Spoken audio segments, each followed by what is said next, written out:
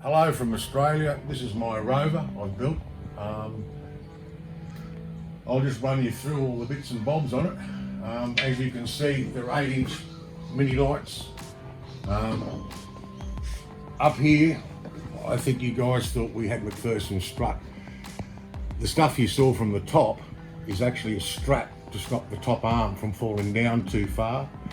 It is standard, all basically the construction of the suspension is all standard, but with all new bushes, new link points, new bushes in here.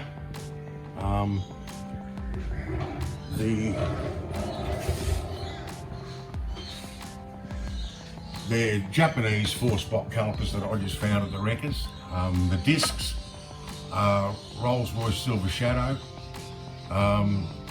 We've moved all the inner arms to get our suspension settings. We've plated them, gusseted them, strengthened them.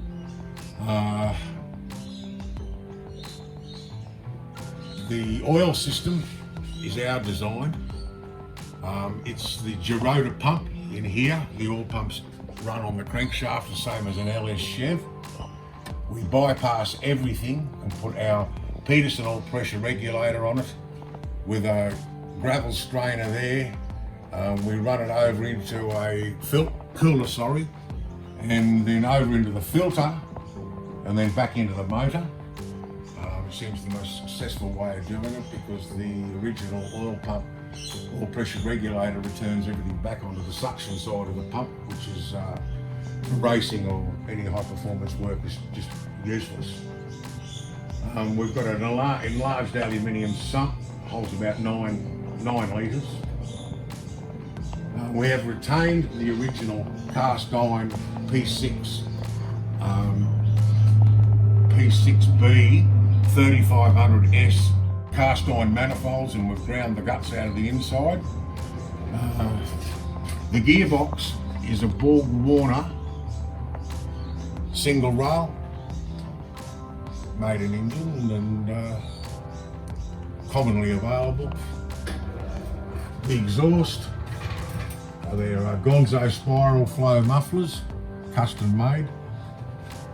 The rear sway bar is the front sway bar cut off with all links made up for it, adjustable. The differential is out of a Jaguar, which was available at all their in British Leyland spare parts at the time.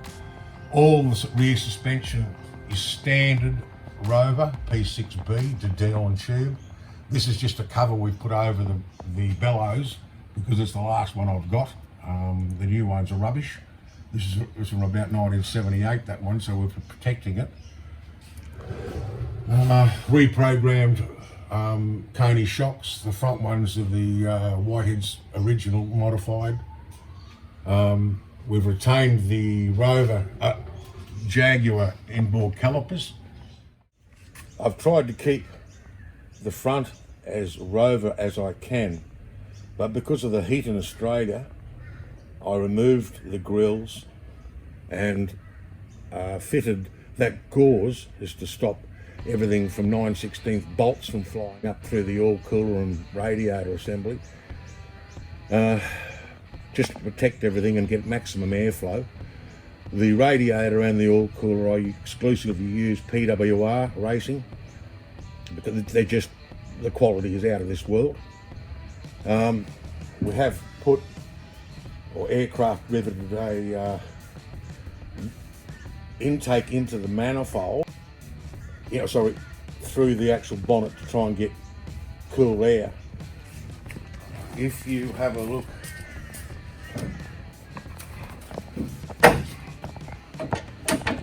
we've also removed the front panel where the wipers were, just to try and get all the hot air out. We fabricate our own air cleaner elements up. It's a Holly 600 double pumper with MSD ignition. We have used a 1962 model Buick distributor because we can get the internals for a Chev and put them in to make it full CDI. The water pump is electric.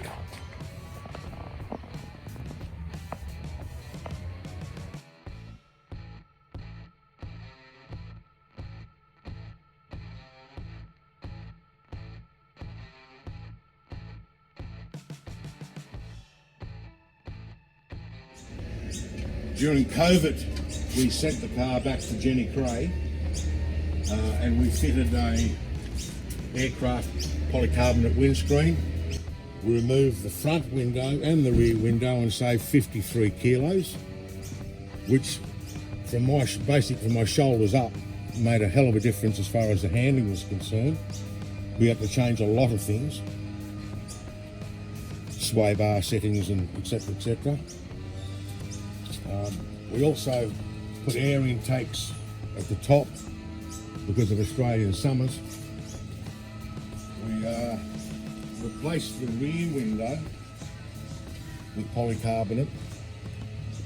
All these screws are aircraft, and we opened up the back window to let all the smells out. The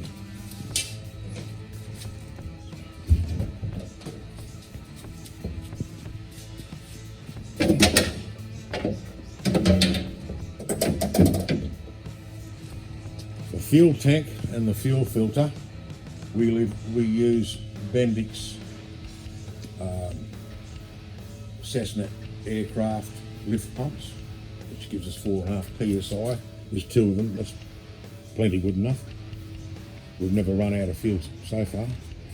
The swap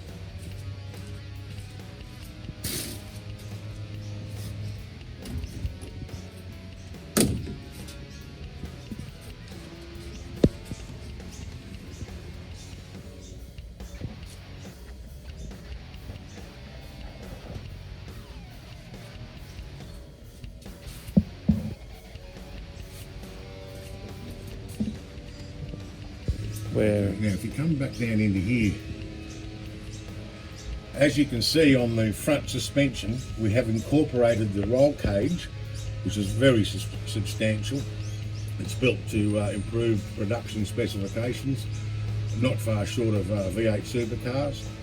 We've incorporated the sway bar into the top links on the front suspension, as you can see from here and in there.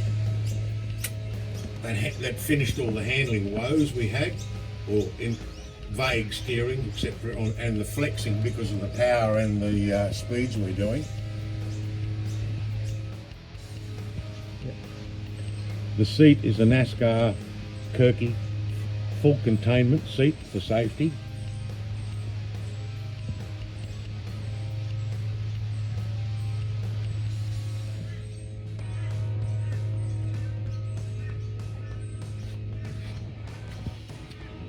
The vent in the left-hand rear window is to cool the rear brakes, which, being inboard, they desperately need.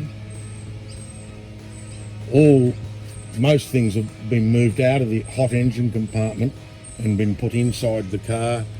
We run a Morosso oil accumulator, which is here, so we can pre-oil the motor before we start it to give it 40-50 pounds of oil pressure.